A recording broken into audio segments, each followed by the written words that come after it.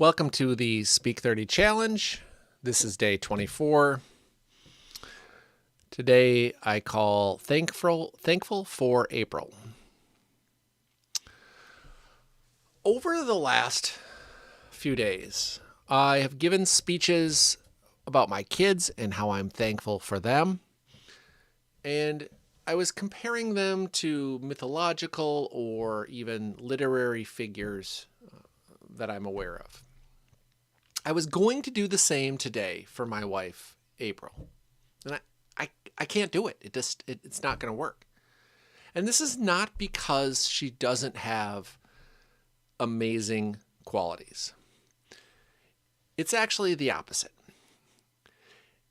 It's because I can't think of a superhero or protagonist that would live up to her standards or my vision of who she is. And I realize that it probably means I need to get out more and maybe do some more reading, but nothing was coming to mind. And as I was thinking about this, it dawned on me that so often superheroes or the people that are most memorable have this dark side or trouble side, or there's this story arc where they have to overcome this terrible, deep thing. But April doesn't have a dark side. That is, unless you can make a dark side out of a deep love for sugary sweets. But beyond that, I still haven't found one. Today is Thanksgiving. And it's a time to reflect on the people in our lives that we are most thankful for. For me, today that person is April.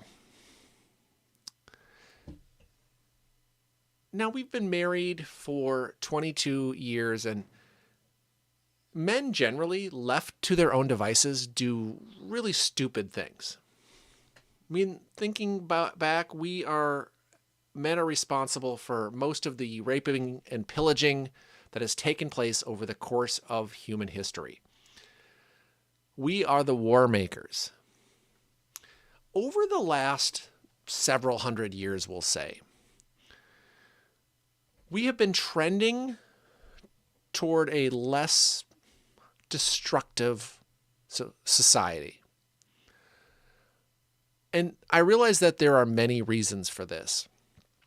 But one of the reasons is because women in society have been able to get a much greater say-so and have more control over the direction that society takes, and we're not leaving it to just the men. So women are such a good counterbalance to male stupidity. So I am grateful for April's amazing qualities that help provide a counterbalance to my own stupidity. One of these qualities that I most admire in her is her how hardworking she is. If she had a superpower, it would be to be hardworking. When you need a project done, when there's a deadline, April is your woman. This is not a once in a while thing either. This is an all day, every day thing. She works hard at her teaching. She's been at the same college teaching roughly the same classes for about 20 years. And over that time, you would think that she could just get into a cycle where her lectures are, pretty much the same thing. Not too much changes in the fields and the areas that she teaches. But no, oh no. She is constantly updating and improving her lectures and her classes to make them better for her students. She'll often finish a class or a lecture, and then she'll have to rush off to sit down at the computer just to do that little tweak for next time, that little bit of improvement so that the material is clearer, or the material provide that little extra detail that will help the students that much more. And all of this is just so the students can understand the material better. This is the same with her research that she does. She's not at an institution that's got to be like, you need to publish, publish, publish. And so she could just get some students involved, do some little work, and make things easy on her. But again, that is not her style.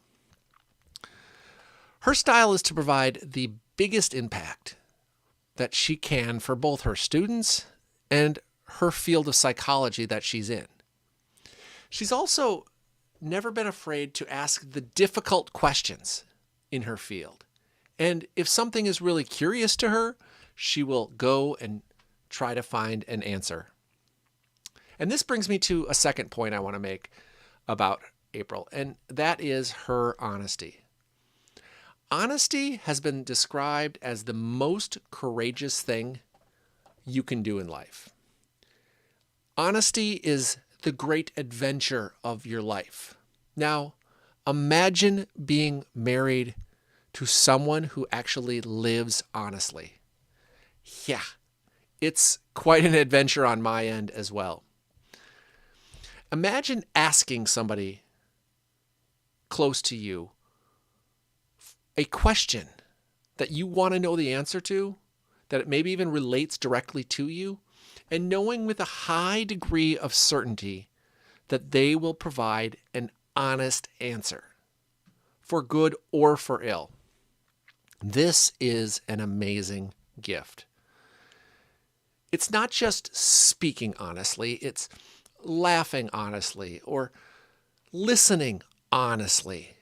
It is living honestly.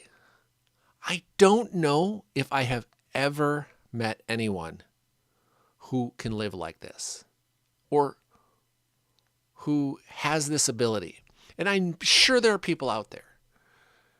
And I'm sure it takes a while to be able to really know somebody, to see this in another person.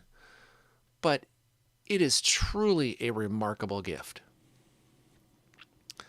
The last quality that I want to speak of is one of April's most amazing qualities, and that is her ability to love her family so deeply. She is absolutely devoted to her family. Her love means she is always ready, willing, and able to listen to family members in need. It also means that sometimes she'll let our kids struggle, whether it's trying to teach them how to read or dealing with a difficult problem in their life, just so that they can then overcome that problem. It means late nights sitting up talking with our kids. It means being willing to share difficult and sometimes embarrassing things about her own family background, her own personal stories, as a way to show our kids that, hey, none of us are perfect. And there are ways that you can take a left turn in life and things can go wrong. But maybe by sharing this story about my family history or things that I've done in the past, I can help you avoid those pitfalls in the future. It means finding time for her to do her work, which she's so dedicated to, that doesn't interfere with spending time with her family. The work will get done, and she'll make sure it gets done. But when it's time to spend time with the family, it's time to spend time with the family. I'm reminded often of before we got married. We went on a retreat, a retreat for people who were newly engaged or were engaged to be married. Now, this weekend was designed to kind of talk through some of the difficult things that come up in a marriage and look at the different issues. And I remember taking a walk with April during that, and we came across another couple.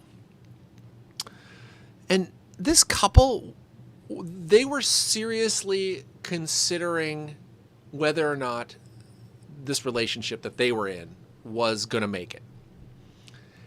And I don't remember exactly what was said in our conversation with them, but it was something along the lines of, we look at the two of you and what you communicate and what you guys share, and That's what we want. That's what stands out in this group of engaged couples.